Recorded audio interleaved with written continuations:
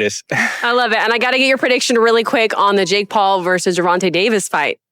Boxing. I'm team boxing, man. Gervonta Davis, of course. Gervonta Davis? Of course. And who would you say is the #1 pound for pound right now in boxing? Usyk. Great fight, great matchup. It's fun for the sport of boxing. It makes it fun. It makes it entertaining. That's what it's all about. You know, and may the best man win. It's an exhibition regardless. It doesn't count. The weeds for this? You part of this movement that's going on right now. Well, I got in the ring with you know, a top pound for pound fight in the world. We got going over there contribute to help this dude. The guy must be around 150 right now, 153, something like that. And you can really tell when he's sideways. When you look at him sideways and see the depth. Alexander Usyk just torched Jake Paul with a brutal warning. You'll never survive Gervonta Davis. Usyk says Tank looks faster, bigger, and flat out more dangerous. And Jake's dream of being world champion is pure fantasy. After Jake claimed he'd one day fight Usyk, the heavyweight champ fired back, "Good plan, Jake. But I don't aim for 5th place, only 1st. I'll finish boxing soon. And I'll be waiting for you in the cage." That's not confidence, that's dominance. Usyk basically told the world Jake's not even in the conversation with real fighters. And with Tank's new size and insane speed, it's easy to see why.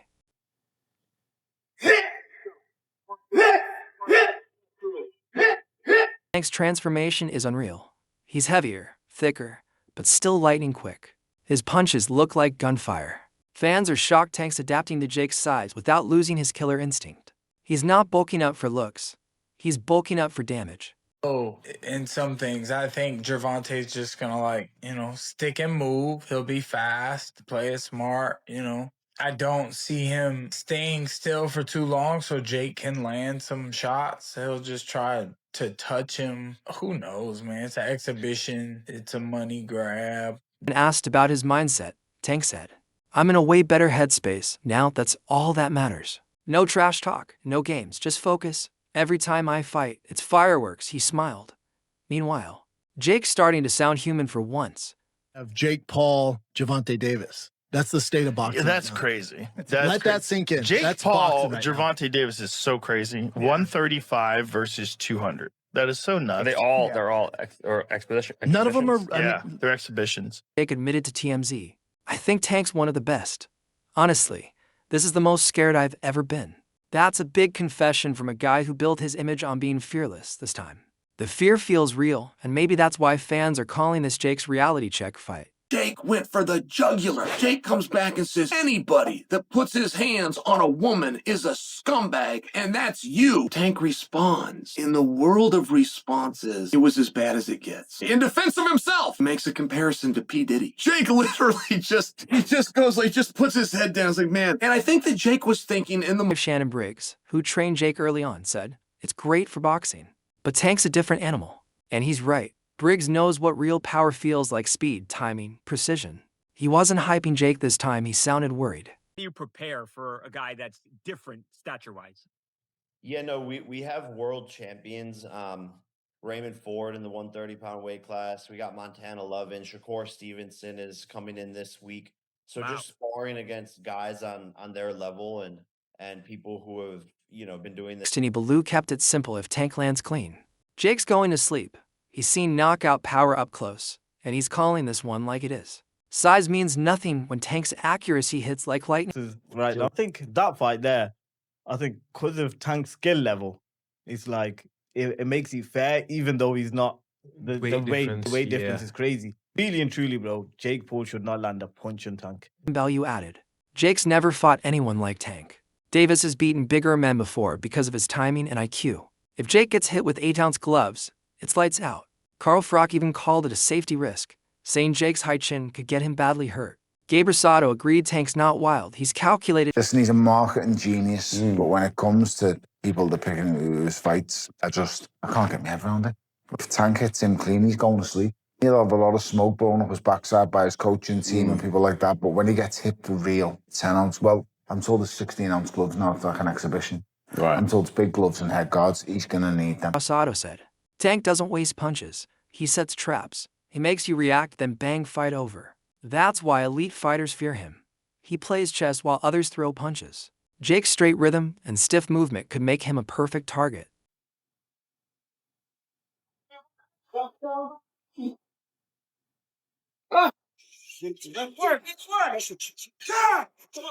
Tank's focus is scary. No distractions, no noise, just purpose. He's training like a man possessed. Jake looks great physically, but he's still trying to look like a fighter. Tank is a fighter born for this. Look at this face-off, Henry. What are your thoughts? You're hearing that from me. That's cringe. In some weird way, I kind of like cringe about it? He's trying to big man the smaller guy, who the smaller guy to me is dangerous. I think Tank Davis is going to put the hands on him, but I like it, bro. I will say something about Jake Paul. He's brought a lot of attention. And when Shocker Stevenson was asked if Jake had a chance, he didn't even blink no. Asked again, nope. He said, if I'm Tank, I'd just outbox him. Make it look easy, cold, confident, honest. Talking about fighting Joshua, which is heavyweight, and now he's saying about fighting Tank. Nah, this can't be. It's Netflix as well. I need to go and do some checks and see if like the main pages have posted this, but Jake Paul's posted it. It says Friday, November 14th. It's in Atlanta. Shakur also dropped a bomb. This fight isn't even sanctioned. That's why they had to make Tyson's fight official. People can't bet on exhibitions, he said. So what does that mean? This could be more of a show than a real fight, or it could be chaos if it turns real. Over 10 3-minute rounds. I said it was 190. The fight is 195 pounds, Tank, as you know. Over 10 3-minute rounds. And when Tank and Jake enter the squared circle to go to battle, they will be wearing 12-ounce gloves. 3 commission-approved, world-class professional judges will score every... Still, if they go all out, Paulie Malignaggi says glove size will decide it. Jake's almost 100 pounds heavier than Tank. That's insane. If they wear small gloves, both can get seriously hurt. Realistic shot where he could land one big punch, and Tank being so much smaller, he just can't handle the power. Nah, not at all. I think Tank is he's been boxing his whole life.